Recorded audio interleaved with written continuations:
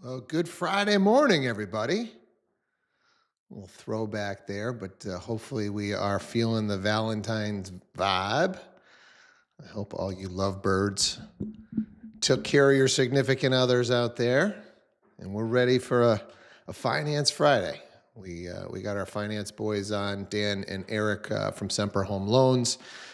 So excited to get chatting with them. But let's open the floor up and see if anybody's gotten anything going on in their world. Whether it's Valentine's Day, some good vibes, or we can dig right into some real estate. Who's got something that'd be a good share for the group? What do we got going on out there?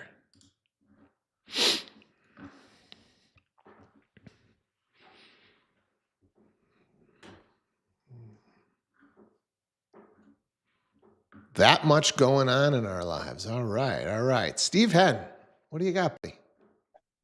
So the other day, I asked the group about escalation clauses and shared the feedback I got from a seasoned vet about putting in an escalation clause when we were coming under. So, I just sent a brief email to her, little damage control, just to let her know that hey, my buyer wasn't looking to offend anybody. It's just it's an investment type flip thing. Yeah, that's where his numbers fit. But I told her I really appreciate the feedback. And she came back and was like, thank you so much for the kind words, and gave a lot of praise with, the packet that we do.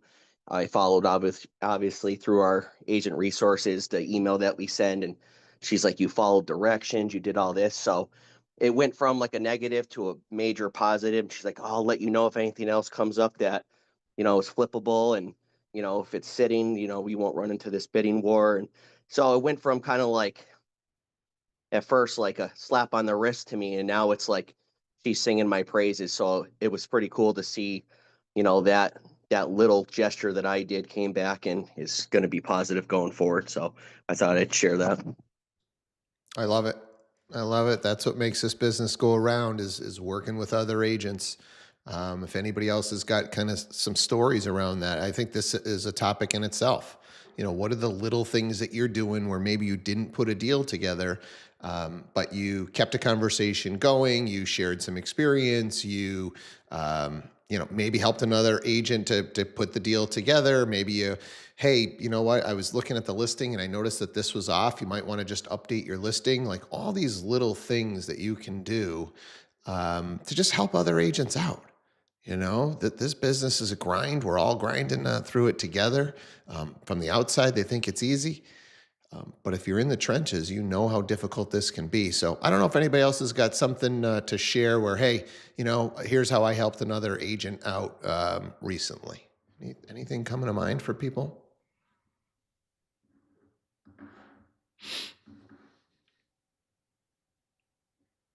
Go ahead, Linda.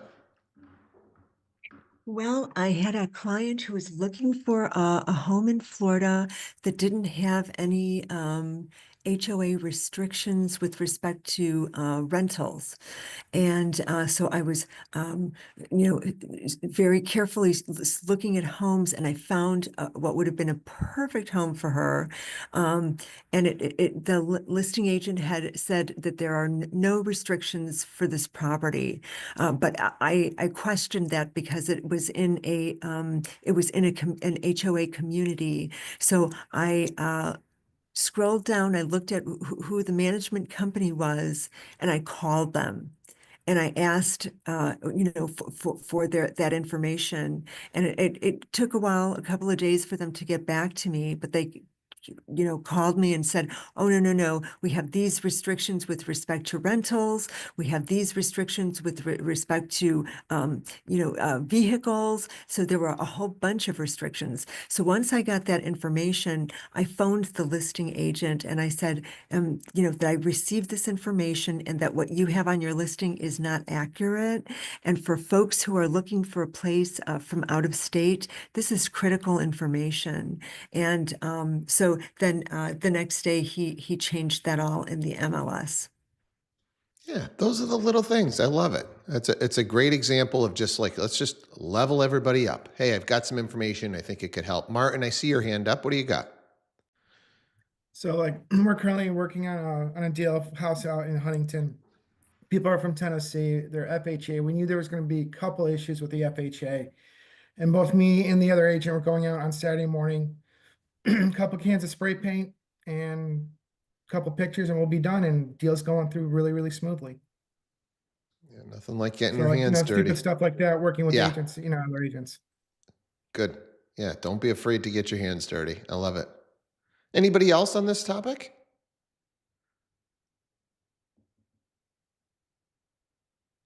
Well, let's turn it over. Linda, you got another one? I do. Yeah. So, and this is really important. I love this so much because right now we're in such a slow market here in Florida, and with a lot of properties, beautiful properties languishing on the market. And so Jeff and I actually got a call from a gal with a community who said, "Hey, you know what? I really, really want us to try to stimulate some activity in this community. So I'd like to put together a caravan so that we can all tour each other's properties, be aware of them, be promoting them. Would you all like to participate?" And I just loved that so much. And so, of course, we did. And then we all, we got together on a Tuesday morning and did this caravan. I think there were 8 properties that we all went through and toured and got to promote to each other. And then we had sheets where we got to indicate, our feedback for us to then that we could give to the homeowners, and really to try to, stir up some interest and stimulate this vibrant community again. And then she took it further and then opened it up 2 weeks later to all agents, not just those who were listing agents within the community. And it really kind of helped to make things move in there. And I just thought that that was brilliant and wonderful and very collaborative. And, kudos to her. That was awesome. Yeah, I love it. I love it. There's so many different ways. If something comes to mind and you guys want to share on this call, please do so, because you just give agents on the call other ideas of how they can contribute, even though you're not maybe putting a deal together with that agent. So. Well, it is a Finance Friday. Dan, Eric, I'm happy to give you guys the mic. Any stories to share, products to talk about? What do you guys got?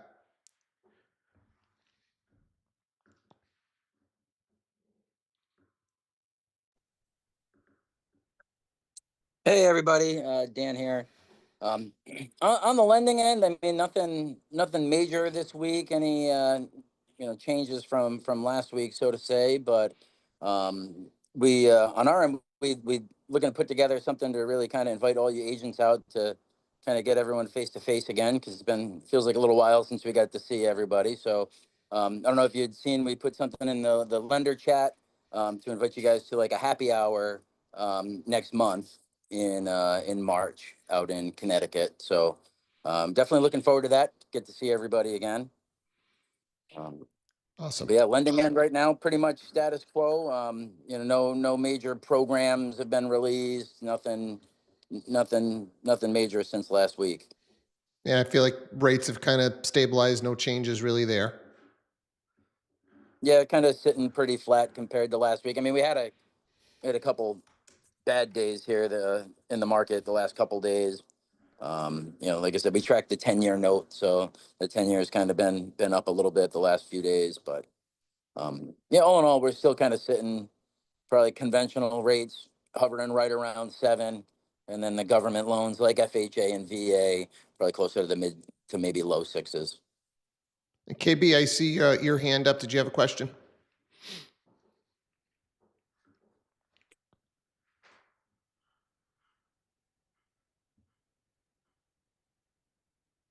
We can't hear you, KB. You're unmuted, but we can't hear you. Looks like she's frozen. Oh.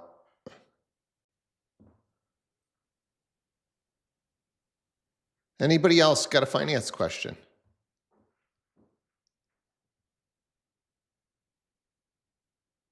Am I unfrozen now? Yes. Okay, sorry. First I clapped. I didn't mean to clap. Then I put my hand up the right way. I did mean to do that. It's not a finance question. It's just something that maybe they can speak on that came up with an agent this week that I think would be I think it might have even been Eric that was dealing with the situation, but buyers switching lenders midway through the process, appraisal was done with a previous lender. Now the other agent is super frustrated. Our agent is, dealing with it obviously very well. But I mean, I'm just thinking of a topic maybe it might be a good idea for you guys to chat on. Yes, I Actually, think I know the deal that you're talking about. Client, well, he started off with us. We got him pre-approved, went out there, found a property, went online, went to, I'll say who it is, better.com, obviously not better, but went over there. They promised him the world, promised him better rate, low money down. Once he got into underwriting, everything kind of fell apart. He came running back. And I said, well, yeah, we can do what we originally talked about. But he's like, well, I don't want to put that much down. So he's been working on fixing his credit, trying to be able to put less money down. And then obviously, as we're going through that, we had the appraisal reviewed from the other lender that he did. We deemed it not acceptable. So we're going to need another appraisal rather than transferring that one over because it's not going to help us. So obviously the listing agent's upset, things are kind of dragging along. It's no fault of us as the lender, our buyer's agent. The client's just been kind of rogue through the whole process. He's just doing what he wants when he wants, moves slowly to get items. So yeah, it's been frustrating. Myself and the agent, we've stayed in constant communication every day, update of where we're at. So at least we all know where we're at. I had to talk to a listing agent the other day. He was very frustrated. Unfortunately, sometimes a buyer goes a little rogue, and no matter what we try to do to reel them in and put them on the right path, they still do what they want to do. We've all had that deal at some point in our careers where no matter what we do, no matter how good we are, we just can't control them. A couple of follow-ups on this one, Eric. I know we've moved appraisals before on transactions. So what was it about this appraisal where you guys deemed it unfit to move? I don't know the exact reason. We sent it in and had it reviewed, and they just said that we'd rather perform a new appraisal. We're going to cover the cost of it because he already paid for one. But obviously, until we are, the client, he obviously wants to improve his credit score to try to put less money down.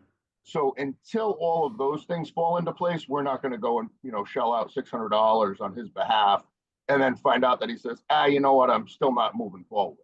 So we've been delaying ordering that new appraisal, which we're going to cover the cost of. But at the same token, we don't want to just pay for an appraisal and have this guy still be rogue. Can you think of anything off of the top of your head of situations where hey, if this happens, we can't use that appraisal again? I know on FHA, you have to use that appraisal, right? We can't do a new appraisal. So maybe just talk a little bit about that. There are times even with FHA that a new appraisal can be ordered. So obviously every company has their own appraisal management company or appraisal roster. And then these appraisals, when they come in, before we even get them as the lender, all appraisals now, aside of, I think VA is the only one who doesn't go through it. They go through this system. It's called, I'm going to give you the acronym because I don't know the whole thing, the UDC porthole. And basically, it reviews the appraisal electronically at, Fannie Mae, Freddie Mac, FHA level. And now you got to remember, they have 1 billion appraisals because they've been using this system for years now. So they give it a score based on the value that this appraiser says it's worth, the comps, comparable properties, the dates of those comparable properties, are they from the last 90 days or the last 180 days? And it gives a score. And anything, it's 1 through 5, 1 being great, 2 being okay, 3 being you as the lender need to do your due diligence because this may land in your lap. 4, you probably want to do a desk review, and 5, don't lend on it. Literally, do not lend on this property. So before our underwriter gets it to look at it, they're kind of getting like a guide of, hey, here's what you need to look at. Here's, concerns already pointed out from an electronic standpoint. And every day there's just more and more data going into that system to really be able to, you know, electronically figure out, is this house really worth that value? KB, I think you might have wanted to jump in. Do you have something to add? It'll come back to me. I forgot. I've had a rough morning. Yeah, basically what I was saying is it comes with like a risk rating. So the higher the risk rating, we generally don't like it. Like you said, 4s and 5s. So if that one had like a high risk rating, you know, the underwriters might have looked at it and said we would prefer to have a new appraisal done. And it could come down to, like, I know, like, in our minds right now, we're all going, well, nothing's going to change about the house. The house is the house. A different appraiser could go there. He might use different comparable properties to come up with his value, come up with the exact same value, but the comparables are better. And then when it gets run through this UDC scoring, it would be favorable. So, you know, the oldest saying I always had is an appraisal. If you actually read an appraisal, it says, this is the opinion of value. It's an opinion. You could send 10 appraisers to the same property and get 10 different opinions of value potentially. Like you've seen in the appraisal reports that basically they'll make adjustments from between the subject property and certain comps, depending on the square footage, the room count, the condition, the quality, you know, a ton of different factors. And basically the higher that those adjustments are, the more that they're stretching it out basically to get to that opinion of value, that's one of the factors that affects that risk rating.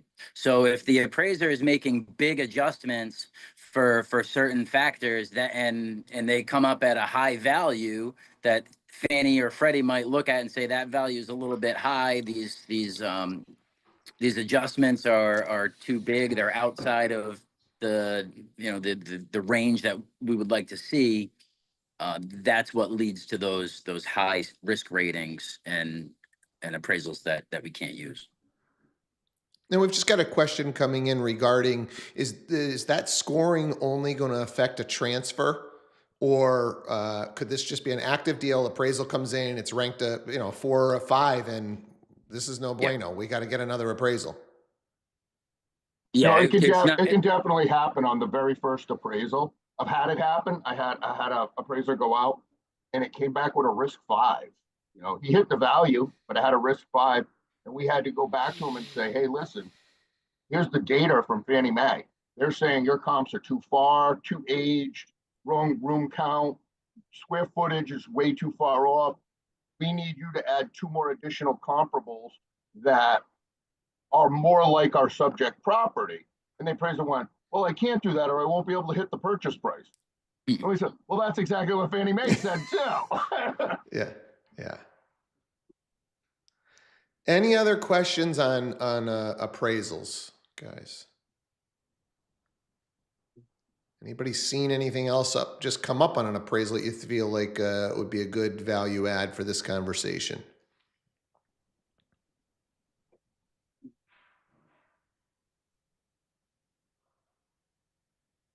Okay. One of the other documents that you guys sometimes get a hold of, and I know it's frowned upon, and we try not to get it into your hands, but just while we got you, I'm just curious, the home inspection report, right? Can you just kind of talk through what happens when you get your hands on that, and how bad can it really mess up a deal? And because we always hear, make sure that doesn't go over, or just do a repair request on the side. And can you just kind of talk through how how that information can really affect a loan? Yeah, so I'll talk on this point because obviously the biggest thing is obviously if you're working with like a bank, like the local bank or the big box banks, if you send that over, they're going to put it right in the file. And now if that inspector put that there was any issues, you're going to need to address those issues or switch lenders.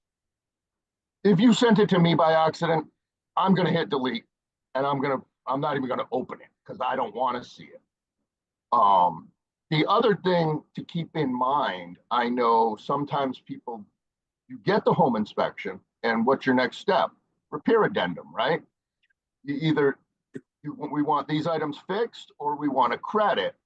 And then everybody says, well, it's all little stupid stuff. I don't really fixing it. You know what? I'll give you that $3,000 credit just so we can get the deal done. Makes it easier for the seller. They don't have to run around fixing little stupid things. Buyer's like, my uncle can fix some of that stuff anyway. I can save a few bucks. If you're willing to give me a $3,000 credit, I can do all that work for $1,000. I make out, everybody wins. So when you make that agreement, I know a lot of times it's written on what's called a repair addendum. We don't want to see the repair addendum. You guys can do between the agents the repair addendum, but for us to put the credit on the CD, we want a nice, clean addendum that just says, hey, we're getting a $3,000 seller credit. We don't want to know why. We don't want to know because basically when you think it through, this is the way the underwriter looks at it. So you're asking us to lend $400,000 on a property that's broken. And you literally just gave us a piece of paper that said, it's broken and we've agreed to not fix it. So that's why the underwriter doesn't want to see the word repair addendum. Hey, instead of fixing all this stuff, we'd rather just give you $3,000. Because you got to remember, if in the event the buyer doesn't pay their mortgage, the lender has to take the property from them. And now the lender has to go try to sell that property to get their money back. They don't want to go take a broken house because then there's more risk associated with them trying to sell it. Now they have to deal with those repairs or they have to sell it at a discount. So we don't want to know about the things that didn't get done. Good. Any other questions about documents that might go to the lenders or any part of that process? Addendums, purchase and sale offers, repair requests, appraisals, anything coming to mind that you guys might have a question on?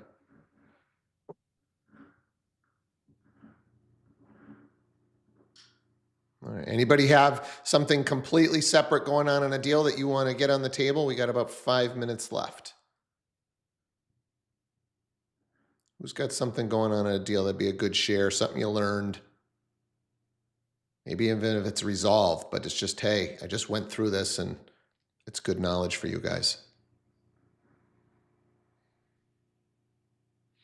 Linda, I'll give you guys go ahead, Dan. I'll jump in with a little one.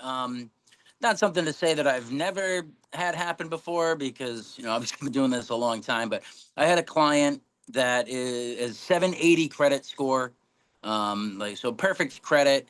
And he was buying a condo and the HOA was kind of difficult to deal with. They were in the process of transitioning from managing everything on their own to transferring to a management company. So getting all the records and the questionnaire filled out and all that was kind of a challenge. It took a little while to get all that stuff done, and the agents were well aware, and there was clear communication the whole time, but it was delayed based on the HOA. Now, during the process here, this guy had basically 2 accounts on his credit. He's got 2 credit cards, one that he uses, one that has 0 balance on it. Like I said, he's 780 credit score, but that score is kind of fragile because he only has 2 trade lines that are really supporting that score. Now, what happened was he had a subscription charge on the card that he doesn't use, and he wasn't aware of it, and it was like $4 and change, and he didn't pay it, and it went 30 days late. Then he charged another $4 and change the next month, and it went to $9, and he got reported for a 60-day late during processing for a $9 late credit card payment, and his credit score went from a 780 down to a 637. Obviously detrimental to the loan. Now, in this case, these subscriptions were unauthorized. So he had to go back to the creditor, explain that they were unauthorized charges, went back through, he had to go through a whole process, get it disputed. The creditor reversed the charges, but at first they only reversed the charges and they still had reported the delinquent payment on his credit. So we then had to go back to the creditor again and say, hey, listen, well, you've now acknowledged that the charges were illegitimate, but you're still reporting him late for that $9 payment.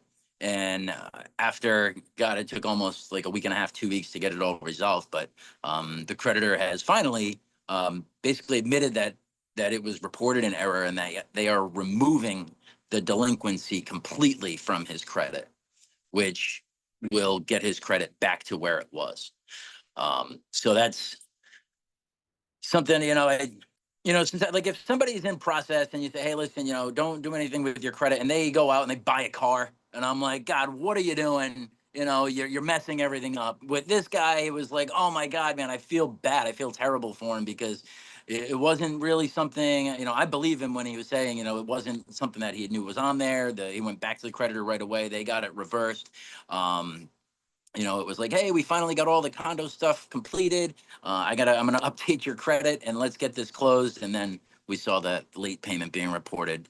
So we explained everything to both sides. Grateful, thankfully the listing side was willing to extend for us to correct his score to get this completed. But that's just something you don't see every day. Somebody who's a 780 dip to a 637 in the period while you're in process. But thankfully, in this case, we were able to resolve it. Yeah, that's a great share, Dan, and why we're always encouraging everybody, do as much as you can up front, and even if you do it all up front, you can still run into to some issues, obviously. All right, couple minutes left here. A couple of things that Linda and Martin, you guys have had your hands up. I wasn't sure if those were lingering. It looked like one of you put it down and put it back up, so maybe you really have something to add. Actually, I have a question about FHA loans and mobile homes.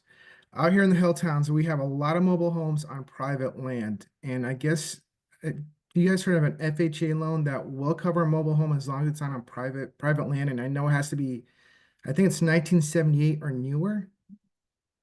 Yeah, so as long as it's private land and they're purchasing the land as well as the property, or as well as the mobile home itself, we prefer to say manufactured home. But it does need to be not necessarily permanently affixed to a foundation, but there are several requirements as far as how that mobile home is attached to, whether it's on a slab or if it's on like like cinder blocks, like whatever it is, it has to be like appropriately strapped down. In some cases, you may need to get an engineering report to have an engineering company go out and look at it and say, yes, this is acceptable and would meet HUD guidelines based on how this property is affixed to the foundation. All right, thank But you. the key is as long as it's not in a park. If it's in like a mobile home park where they're leasing the land and they have to pay like the land lease, then they don't own the lot itself, and we wouldn't be able to lend on it. So if they are purchasing it on the land that they will be buying, then it can be done. I just put in the chat the exact age requirements. Manufactured home must be built after June 15th, 1976, and it must have an affixed HUD seal to be eligible for FHA. What's a HUD seal? Or is that something that comes on the home? It's actually affixed to the unit. I mean, I don't know what to call it. I don't know what you call it, a house or you call it a trailer or it used to be a trailer. It's actually like, think of like on your car, you have a VIN tag that shows what the VIN is. It's kind of like that. They affix it onto the mobile home or manufactured house onto like the chassis. And it says here, the actual label affixed in the factory is red in color with dimensions of 2 inches by 4 inches. Oh, so it's like the factory plate, basically. Yeah. Okay. KB, did you have a comment? Yeah, so I had a mobile home that was up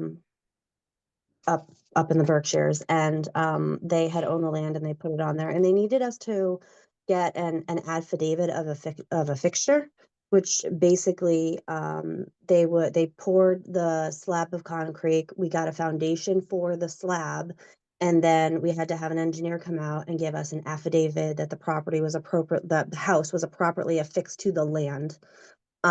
So that way it was considered real property. So I'm assuming that's probably what you're gonna have to do, something similar to that. That's what Dan had actually mentioned about a lot of times, if they don't have it, they need to go get a new, we call it an engineering certificate, where the engineer goes out and checks it. And what they basically do is they call them hurricane straps, and it affixes the manufactured home to the slab with these metal steel straps where it's bolted to the slab, so that number one, it can't blow away in a hurricane, and number two, it's fixed to the property.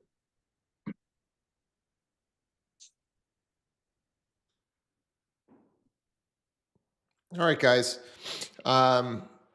Good stuff. We have our normal shares from Real Broker. I will put those trainings up, but we do something here within our team. We do script and role plays on Tuesday.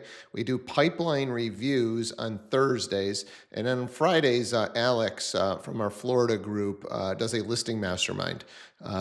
So if you are on the Zoom call and watching this, there is a link if you guys want to join his listing masterminds. We'll be getting great attendance and a lot of sharing going on there. So if you're looking to up your listing game, that'd be a great training for you guys to jump into, and open to all agents, all brokerages, like all the trainings that we have.